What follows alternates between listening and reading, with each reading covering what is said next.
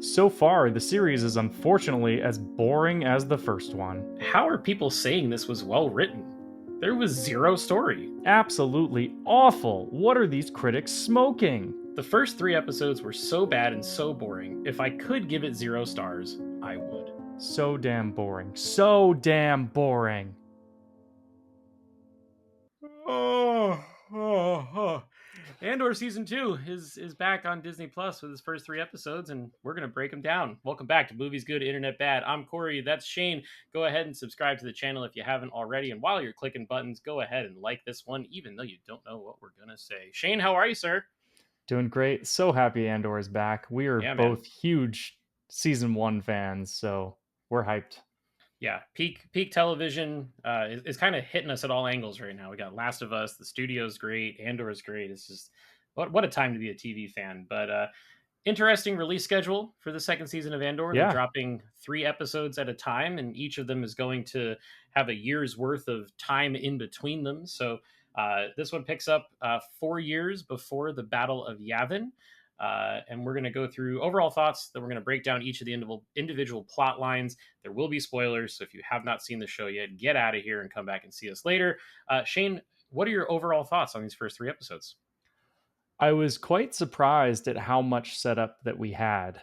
I think Okay. we all assumed that it would follow something closer to what we saw in the last season, where the third episode would be kind of a finality to each Mm-hmm. arc. I don't really feel like it did that. I felt like Okay. these 3 episodes were much more of like a 3 episode premiere than they were its own little arc. So I found that interesting.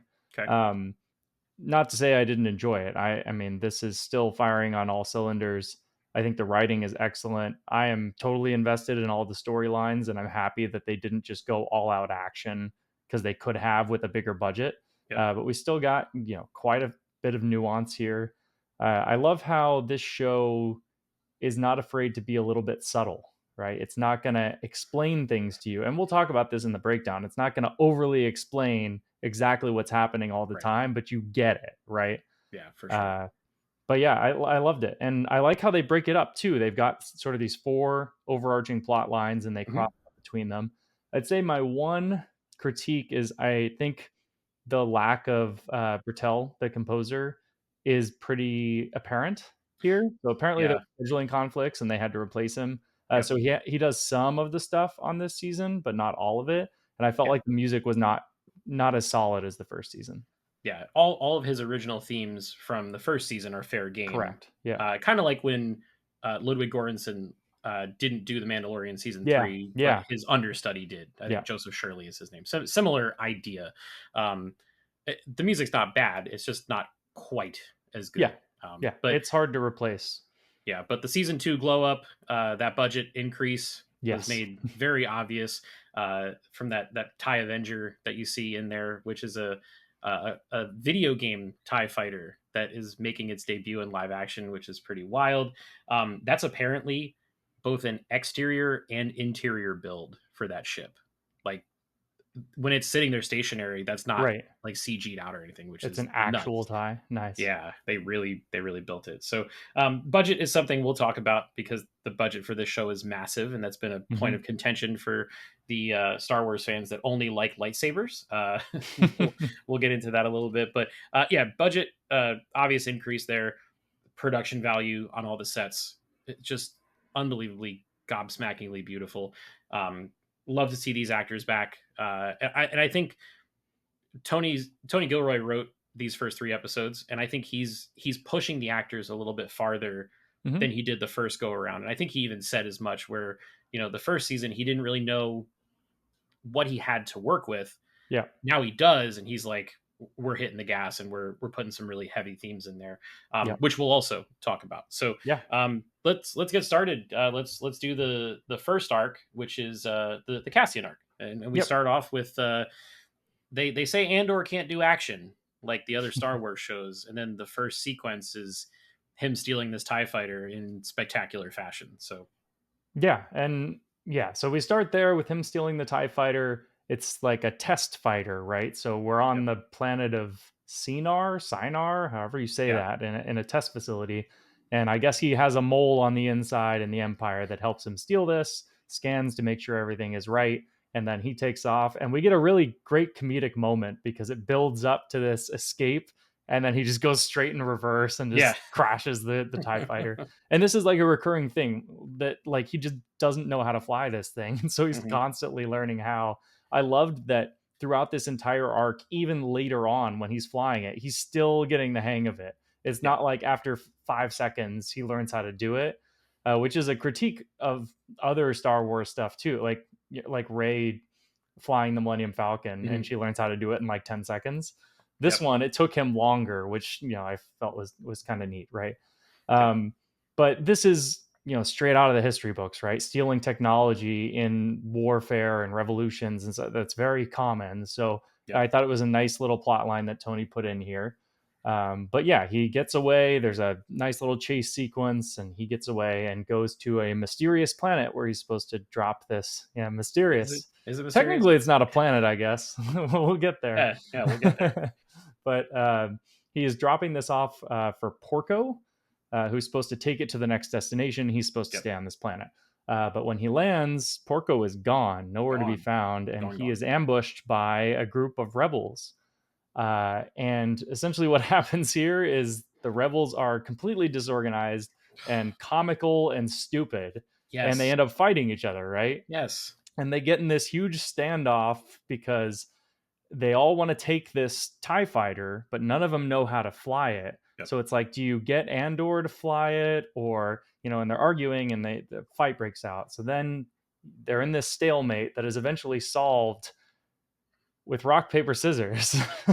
Star Wars rock paper scissors with like Yes. weird hand signals and all that other stuff. Well, I thought that was pretty great. Yeah. But Andor uses this distraction to get away. And as he gets away with the TIE fighter, it is revealed that this is Yavin 4, the moon Yeah. of Yavin. So, pretty great reveal there at the very end.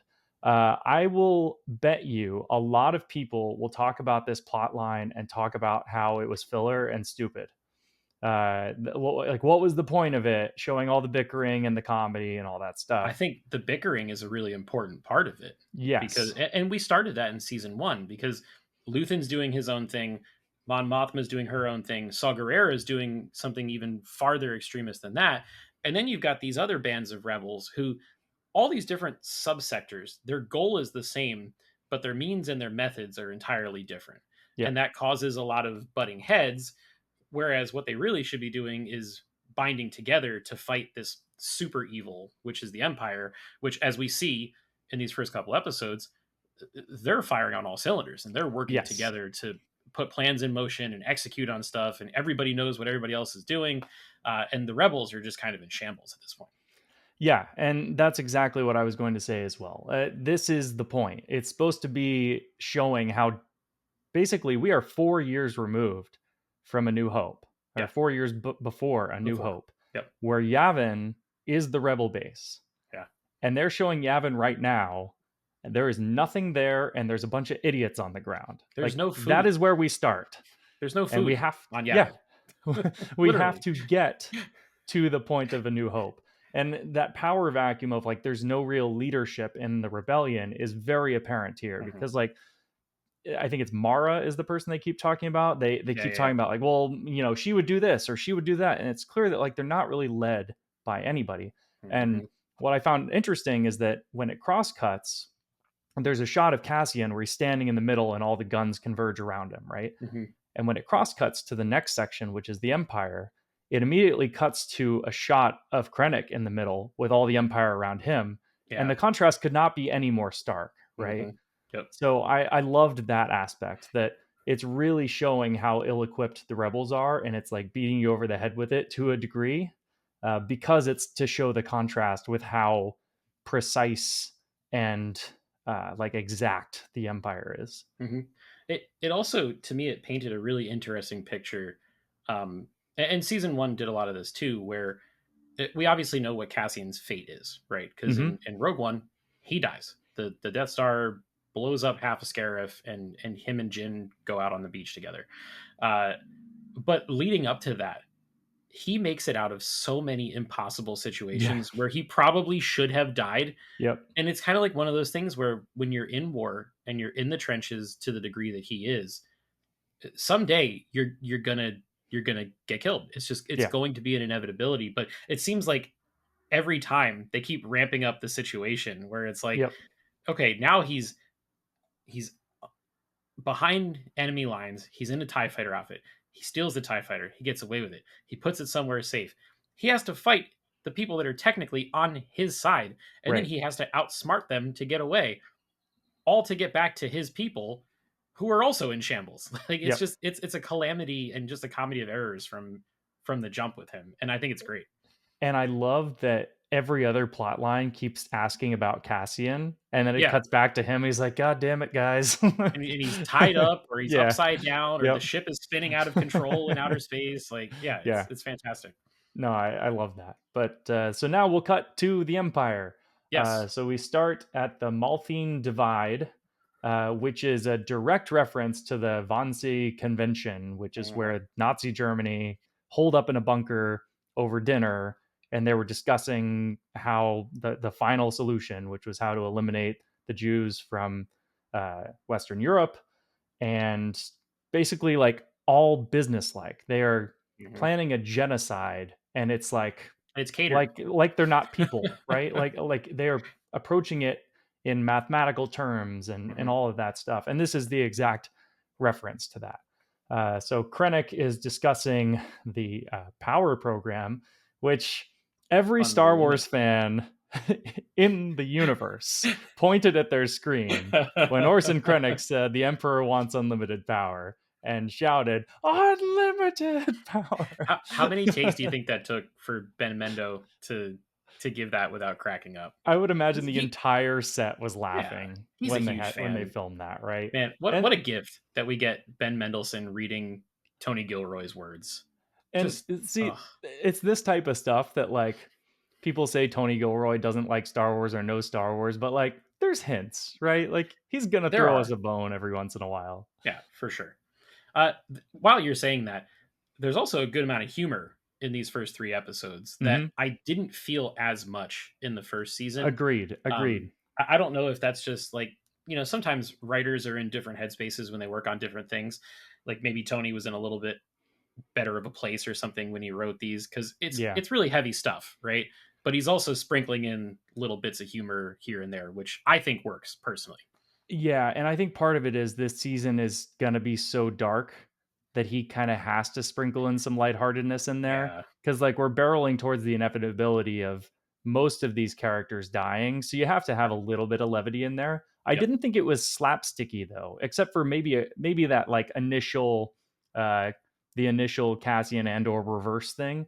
Most of it Mhm. is, like, you know, smartish humor, It's smart especially in humor. this Yeah. Empire section and Yes. later in the Dedra and Cyril section. Uh, Oh but God. uh, but We'll get it's there. interesting because they outlay the plan. So the plan is that the planet Gorman has calcite, and they Yep. need this mineral to coat the reactor lenses on the energy project, which is clearly the Death Star, right? Yeah. Like Yeah. Yeah. it's kind of like Manhattan Project a little bit. I was getting like Yeah. Oppenheimer vibes, or Mhm. technically a nuclear bomb is kind of like an energy reactor, right? Kind of. Yeah. So technically the Death Star is an energy reactor. It's just focusing the energy on blowing up a planet, An entire right? planet. So I mean, it's like a nuke, right? You can use it for nuclear power, but Yeah. they do use it to bomb people. So it's a similar thing, right? Yep.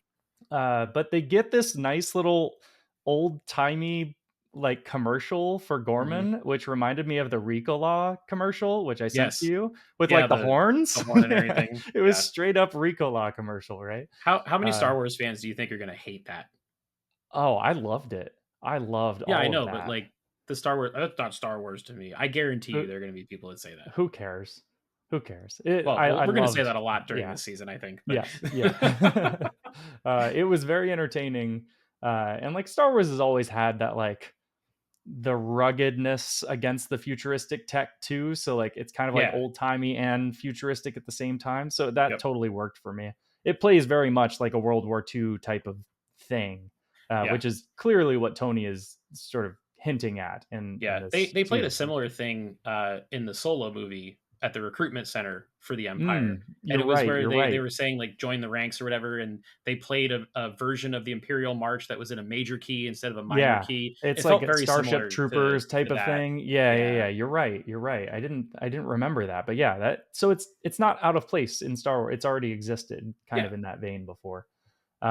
But essentially the plan is that well, Gorman has all their it's a nice introduction to Gorman too, right? Because It is. Gorman has this textile industry, right? Where these spiders have webs that they use as the filaments and all that stuff in the clothes. So it introduces that culture to us because we're going to go there, I'm guessing, Oh, next oh week yeah. or the following. Um, but then the problem is that the minerals are underneath that planet Yes. and they basically have to frack it out of there and destroy the planet. And so Hmm. they have to figure out how they're going to do it and get away with it, right? Right. And so they're planning all of these different things. They bring in the propaganda officers, which is again straight up Nazi Germany, Joseph Excuse Goebbels type you. of stuff. They're from the Ministry of Enlightenment, Yes, okay? Which yes. is a ridiculous name. It's like a Harry Potter thing, right? That's what it when feels like. But when they said that, because they could have very easily just said, like the propaganda folks or the spin doctors or whatever, but calling yep, it the Ministry of Enlightenment is like it's putting a positive twist yes, on exactly. making people think something that's bad is good. It's like, Yep. all right, here we go. But they could do it through propaganda by saying these people suck, and so we're gonna pillage their lands. Uh, but what I found interesting was that there's a little write yourself into a corner moment and then get yourself out from Tony Gilroy here, Okay. where the immediate logical thing would be, couldn't you just like unleash a plague or fake a natural disaster, which is what one of the guys says. Hmm. And then the other guy's like, well, no, we've thought of that and it doesn't work. Yep. Tony Gilroy is saying, like, hey, audience, you think you're going to be smarter than me, but no, I'm You're a step not. ahead of you. So I He's like, loved that. bitch, I wrote Michael Clayton. You're not smarter than Yeah. me. Yeah. But that's the immediate question, right? Is like you could do this in a way easier way than how they're going to do it, but they explain it away by saying, no, no, we planned on this too, but it's not going to work. Hmm. So in the logic of the show, it works. Yeah. So then uh, of course, Krennic knows that Dedra is the smartest person in the room, and he Hmm. explains that by saying any other person would have crashed and burned after what happened on Ferrix, but you somehow thrived, meaning you're really smart and you know how to, work ethic and all that stuff. And so Dedra gives him the answer that he's really after, which is she's going to stage a revolution on Gorman Yep. that makes them do the wrong thing Hmm. because then the Empire can attack out of self defense, And not be out the of heroes. aggression. Yep, Yep. exactly. Yeah. And of course, we know that the Gorman massacre is a gigantic thing in Star Wars lore, but Hmm. we know nothing about it. Yep. We just know it happened and it causes Mon Mothma to leave the Senate and give this impassioned speech, and it kind of starts the rebellion. Yep. But we don't know Yeah. what exactly it is. Right. One thing that I was kind of thinking about is, and we'll get to the Mon Mothma part later, but I'm wondering a little bit if she's going to have a personal interest in Gorman. Maybe her daughter goes on their honeymoon in Gorman and they're part of it, something like that. I feel like something has to happen where there's a personal tie to it, Yeah. Yeah. because there's enough bad stuff happening across the galaxy that the Empire is responsible for. Yep. It could be any of those things that could be the thing that throws her over the edge. But if you throw something personal into it, it just adds that extra spice, Yeah, so to speak. that's kind of how I'm thinking about it. Is like, what if Mon Mothma gave this speech because she lost her family in the Gorman massacre, something like that, Right. right? Yeah. That's kind of my thought. Maybe it's not going to go that way, but I think that would be a decent setup. Yeah. Either But way, I think it's then, gonna be brutal. yeah, Like, yeah, not good. absolutely. Yeah. But then Dedra is, obviously this suggestion gets its way to Krennic, and Krennic picks her for the project. But she's discussing with her supervisor that she doesn't Hmm. want it. She wants to hunt down Axis. And Yep. her supervisor basically tells her that Axis is a lost cause. You've spent so much time and energy. You can use it Yep. on something more productive. This will look like a demotion at first, but then if this goes well, you're going to be on the high ranks. Yep. So he says something like, I think he says, Gorman is a gift. Take Hmm. it and then win it. Take it and win it. He also Yeah. says to her, uh, in regards to when she's talking about Axis, he's like, next time, capture them first and then make them famous. Yes. That Yeah. was I like cold that as line hell. too. Like Yeah. the dialogue between the Imperials is so intelligent, Mhm. and they use such an incredible vocabulary. Like I can understand why some people don't like that because it's not like populist Star Wars where just Yeah. anybody can latch onto it. But you know, I dig it so much. Like Yeah. I sit there like the meme where it's like the arrows and it's the person that starts moving Yeah. forward as they sit. Yeah. That's me every time the Imperial people are on TV because like Yeah. they're saying really smart stuff and they have these little verbal jabs that they throw at each other Mhm. and man, it's just so good. I love it. Yeah. Oh, I loved all of this Imperial plotline, but we get to the final part of this Imperial plotline, which is Dedra and Cyril, who are an item now, and it's the most awkward thing Oh ever. I God. love the scene where they're getting ready in the apartment, and like Dedra is putting on the clothes and like smiling, but she doesn't know Mhm. how to smile because she's Just just no like. idea. No idea. There's a shot where Cyril looks at a plate like in horror, and it pans down. It's just like the fork is off by like an inch. He's like, "No, Yeah. we can't have that." It's like 4 degrees off axis. He's gotta Yes, go ahead and rotate it's it and fix it. yeah. Yeah. It is a little bit. This is maybe a stretch, but a little bit zone of interesty, where it's like I the could see that. normal life of your favorite Nazis. It's just Yep. like just so off the wall crazy. But yeah, I found this a little bit comedically played, and I think that's very intentional, right? Yeah, no, for sure. And it all leads to Cyril's mom, Edie, showing up for dinner, Correct. which is oh boy, the awkwardness because we've established in season 1 how awful she is to Yeah. Cyril and she just Yep. runs him down for everything he does. Hmm. And in in this episode, Dedra's the person at the restaurant who says no, Cyril did not order extra pickles, Yes. like and she stands up for him and doesn't take any Edie shit and it's really fascinating how they write for Dedra because that she's on the fast track to being a super fascist, but Hmm. then she delivers little monologues like what she Right, does and in you there, and you root want to for her root a for little her. bit, Yeah, right? yeah, it's really good stuff. It's really strong. Yeah, getting you to root for the bad guys is probably this show's biggest accomplishment. Yeah, And of course, it's going to lead to horror, yeah, as we know. But like Dedra as a character is just so complex and fascinating that hmm I can't help it. Like it's just very entertaining television. yep, absolutely.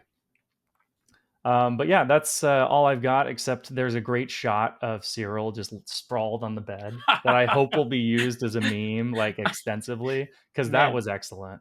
I thought he was like gonna go to the bathroom and like Yeah, splash water on his he's face or just something. like having himself a moment. He just noped out right in the middle of his bed. Yeah, yeah. That was great. I am very, very, very curious to see where their relationship goes from here. Hmm.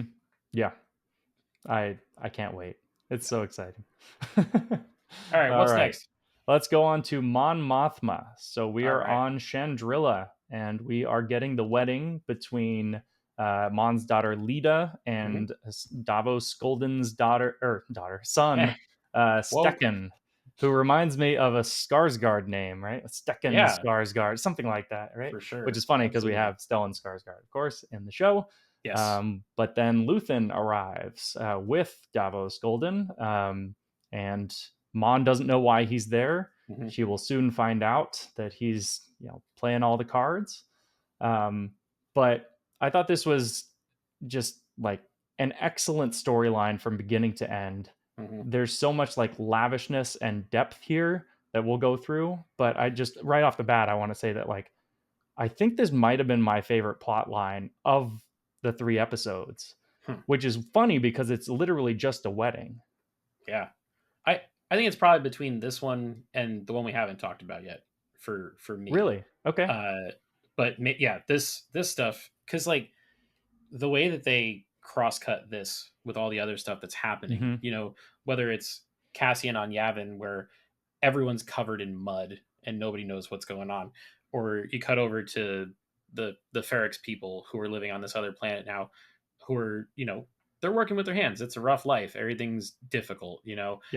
and you cut back to this, and it's like the absolute definition of luxury. And Yes. there's even a line I think when Luthen's talking to Mon Mothma. and he talks about something he's got to do, and she's like, I don't know what you mean. And he said, how nice for you that you don't, Right. like, because they live a life that, why would anyone want to do anything other than that forever? Yeah. Yeah. It's really fascinating, and it's also interesting because the person who becomes the leader of the rebellion essentially is dead center in all of Yep. this, which is Yep. just great. But yeah, so they go through the wedding festivities.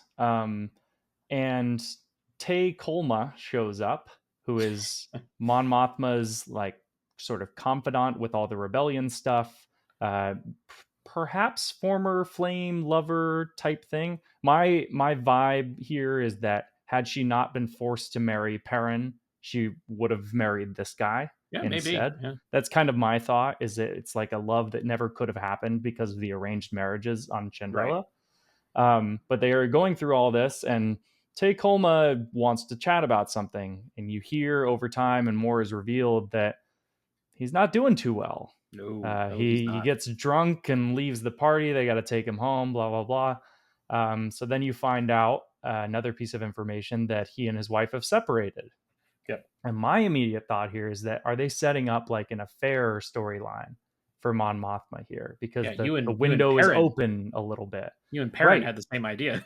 Right. And Perrin mentions, hey, he's a single man now. Like, are you going to go off with him? Because Perrin Yeah, realizes that, like, there's no love in that marriage. It's, none. it's very merely a formality at this point. So Yeah, he's wondering if she's going to take the opportunity. But then the bomb gets dropped that Tay essentially just extorts her for money, right? yes, So yeah, Tay says, hey, this rebellion has actually tanked all of my investments. yep, Also, I'm getting a divorce, and I need you to give me a bunch of money so I don't blow all this stuff up. yep. And this shocks Mon, right? Because it's Oh, at for this sure. point of no return now where it's gotten to this point, and she's just like, why didn't you tell me earlier? We could have fixed all this, and Hmm. now it's too late.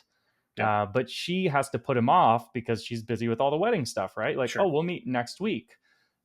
She tells this to Luthen, and Luthen's immediately like he catches on to what must be done here. But I don't think Mon realizes Yeah. what Oh, must be yeah, done here. yeah. And this is something from season one, right? This is exactly what was going to happen to Cassian, where Luthen used him for his purpose and then realized that, hey, Cassian is kind of a loose thread here.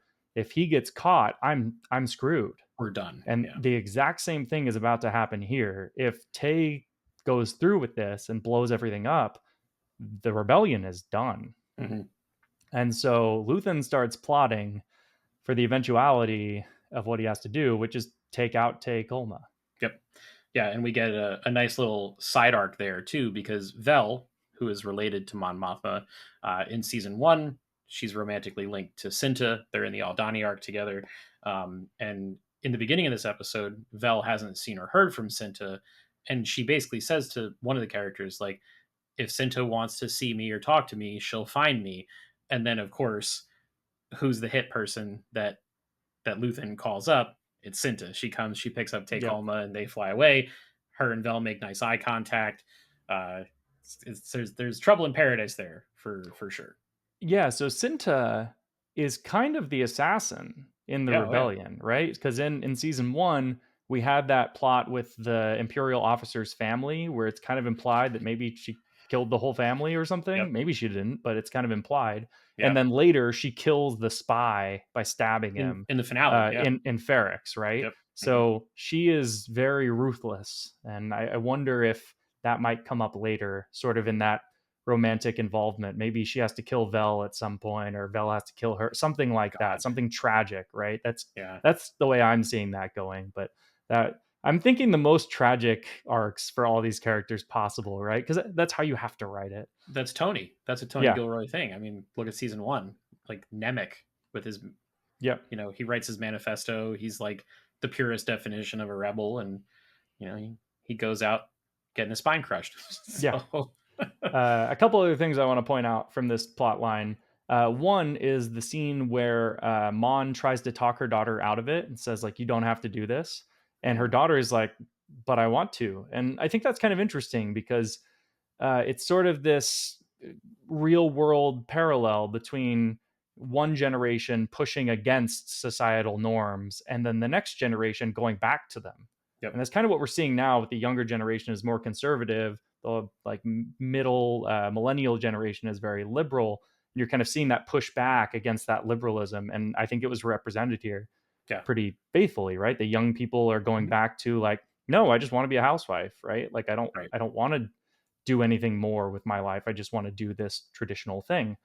So I found that very interesting and kind of pertinent to modern day world right Yeah. now. And it's something that, if you have any women in your life, mothers and daughters, they do a lot of this, Yeah. so like even if Leto maybe had considered not doing the wedding, as soon as Mon suggested to her not doing it, that solidified the decision. Then Yep. it's like, nope, I'm doing this. I'm doing Yep. exactly the opposite of what my mother tells me to do. Yeah. That's a great point So too. it's Uh, really fascinating stuff. Another thing I wanted to point out is Perrin's monologue, his toast, Oh, which is basically like, if you're ever man. feeling sad, just don't and ignore it and Yep. just focus on being happy. And I just love that because I've seen so many uh, reactions to Andor that are something along the lines of like, I don't want to watch something depressing. I go to Star Wars to escape. And it's almost like Tony Gilroy saying like, fuck you. It's like, you can't ignore these problems. The problems are kind of what make us, and history, we have to learn from it. Yep. And that's the whole point of this show, is taking historical things that have happened, spinning it into Star Wars so that you'll learn kind of what not to do going Yep. forward. So I just think that's a fascinating little monologue. And then, of course, the ending, which has the disco droid, and it's playing that Nyamos song that Hell was yeah, featured in man. season one, and they're all dancing to it. What But a that bop. shot of Mon, where she's just like getting drunk and dancing because she Hmm. realizes that like her ex lover is about to get killed, and she's just like she can't deal with it. Yep. And what I think is awesome about that scene is that she's very alone. She's dancing Hmm. with everyone, but nobody there can relate to what's about to happen. Nobody Nope. knows why she's doing what she's doing. Of course, we know as the viewers of the show because we're Yeah. let in on it, but she is in a big group of people that are all close to her, but she is by herself. And that is just tragic, right? Hmm. Yeah, she's in a tough spot, and it's kind of ironic given the fact that out of all of the characters that are in this show, we know for a fact she's the only one that survives all the way through past the end of the original trilogy. Yep, That's it's like, true. which I guess maybe that softens the blow a little bit, but it also shows the trials and the tribulations that people have to go through when they're at war, Yeah. which is really interesting. I mean, I just needed more double sided lightsabers, though. That's We get all of this like these, all this deep and rich character complex. work and Yeah. all this great writing and all this stuff. No, just give me It's Duel of the Fates and boring, Corey. It's boring. yeah. Well, if this is boring, I don't want to be exciting. But Yeah, right. So let's get to the final plot line, which is Bix, Brasso, and Will on Mina Rao, yes, which is a farming planet.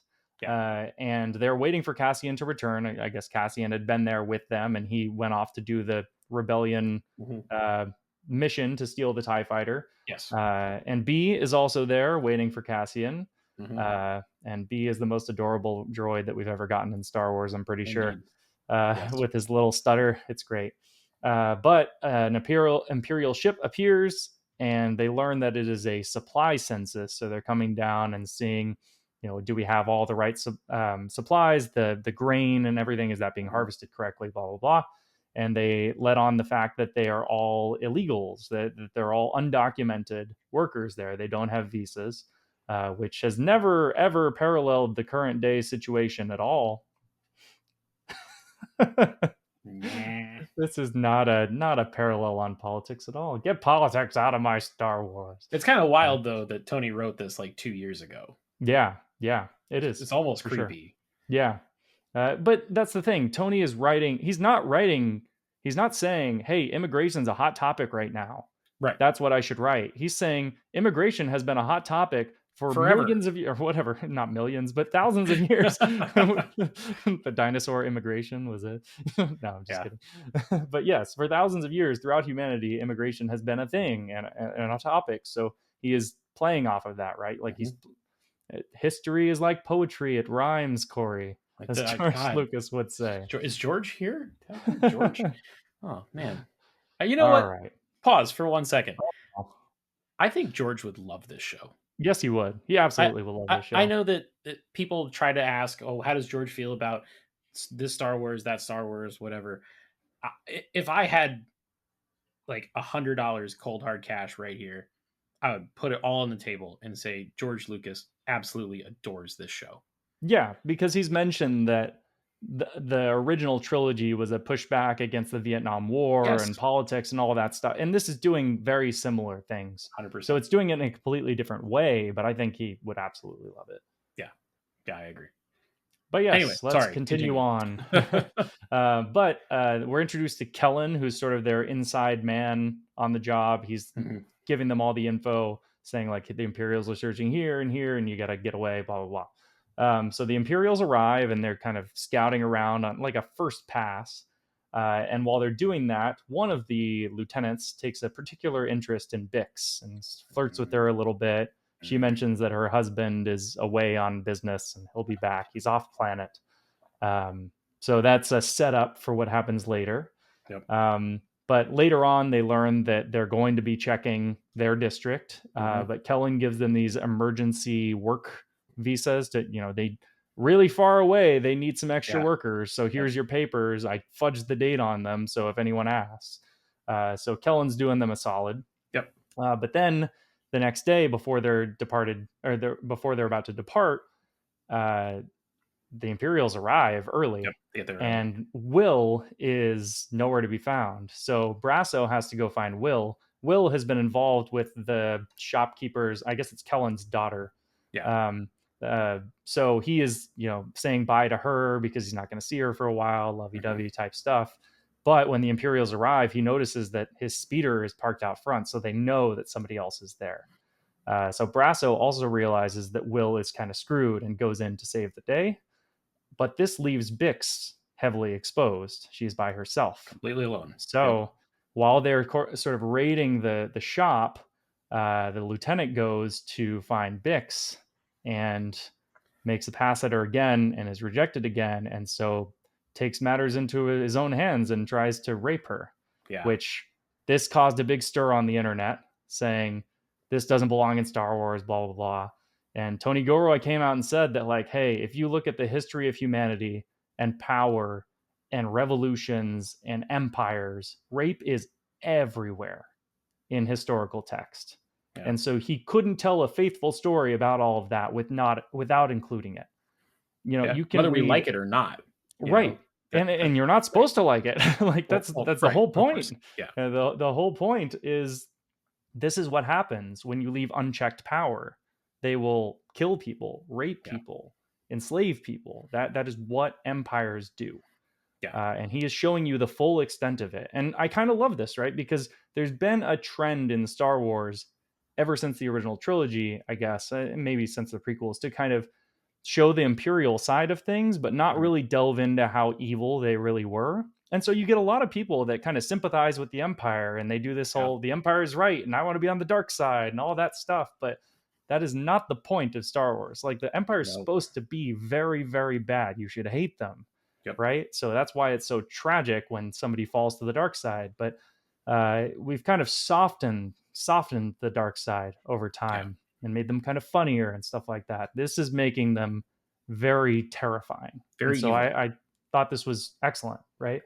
So at the same time, back in the shop, or I guess in this, Bix eventually fights him off, clubs him over the head a bunch, and kills him eventually, right? With Well, a number of she doesn't kill him, but she hurts him badly enough that he falls, and when and he falls, dies. his head Got it. lands on the corner of a big piece of steel, and then he dies. Got it. Well, indirectly kills him. So this Don't rape causes a people, problem. folks. You'll get killed. That's the moral of the story here. Hard to argue. Anyway.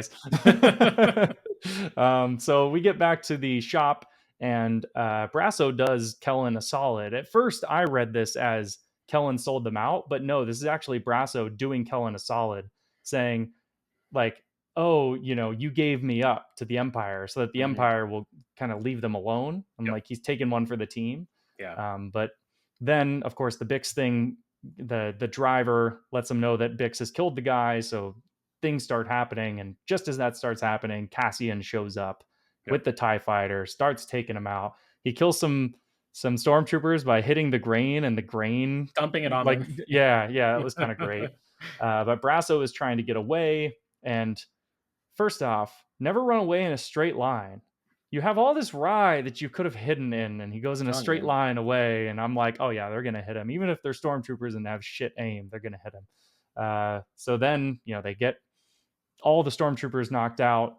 Cassian lands and realizes that Brasso is deceased.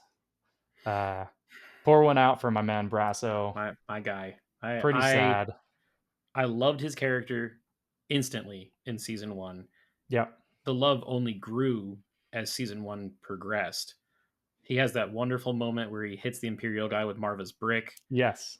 and then you get him here, and he's got a nice big bushy beard. He's in a happy relationship, which probably should Yep. have been the first tell that he Yeah. was on his way Yep. out, because you can't He's be too happy in happy. Star Yeah. Wars, or else you're gonna die. But hey, you know what? He's a good dude. He fights for the people he loves. He even does a noble act right before he goes out by getting the Empire off of Kellen's back and everything. And it's heartbreaking for Cassian, because Yep. Cassian is a dude who probably has struggled in social situations for most of his life, if I had to guess. And this was like his one true best friend, Hmm. and now he's dead because of the Empire. And uh, the woman in his life that he cares about, Marva, is dead, and has that whole speech at the end about fighting the Empire. The other woman in his life that he cares about has been tortured by the Empire. Someone from the Empire has now attempted to rape her. All of the reasons that Cassian fights against the Empire are really starting to add up here, Yeah. which is what's going to And propel him to be the general that he is by the time we get to Rogue One. yeah, and unfortunately, I get the sense that this is only going to continue, and he's going to continue to lose people close to him. I think so. Will might be the next one to go, and then Bix will be the last one to go. And I then, of course, he finds his new purpose into Rogue One in the final act. I really hope that for Bix's sake, because they've put her through a lot so far in this show, that she doesn't die, but that she just gets like witness protection somewhere, like change of persona. Like she might not be able to stay with Cassian, obviously, because Cassian dies in Rogue One. But like if she just gets away, and like she's the one person that gets spared, uh, I No want that. one has ever been more dead, Corey, than I, Bix in I this hope. I hope story. not. That's what I'm saying, Shane. I hope not. I want her to be okay. No one has. If you were to put Vegas Ugh, odds on the most likely character to die, Bix is number one on those odds, I think. yeah, probably. Actually, But Luthen is probably number one, and oh Bix is yeah, number two. you're probably right, because Luthen's Luthen even definitely dying. he gives his little monologue about how he gave his life for a sunrise he'll Yes. never see or whatever. So Yeah, yeah, he's he's dead. he's as good as gone. But But yes, man, that is episodes 1 through 3. It was a lot, but it was also a lot of footage and 3 hours of content. So yeah, took this a is this is a while. long episode for us, but when you got to cover 3 episodes worth of stuff, it's a lot. I'm curious how it will go next week, because we're time jumping an entire Yeah. year Yep. for the next arc.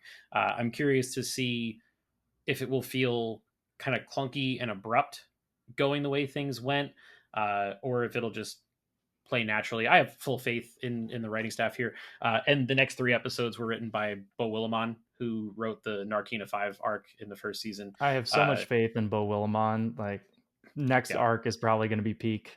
I'm pretty pumped. So, yeah, so I guess that's going to do it for this video on the first 3 episodes of Andor season 2. We'd love to hear your thoughts. Drop us a comment down below. Let us know what you thought of the 3 episodes. If you liked them, didn't like them, how do you feel about 3 dropping at a time? Drop us those comments and let us know. Subscribe if you haven't already. Like this video if you liked it. we're going to be covering this every week. We're covering The Last of Us every weekend. This is a very busy time for us right now. So be on the lookout for all of those videos and so much more. And until next time, we'll see you guys in the next video.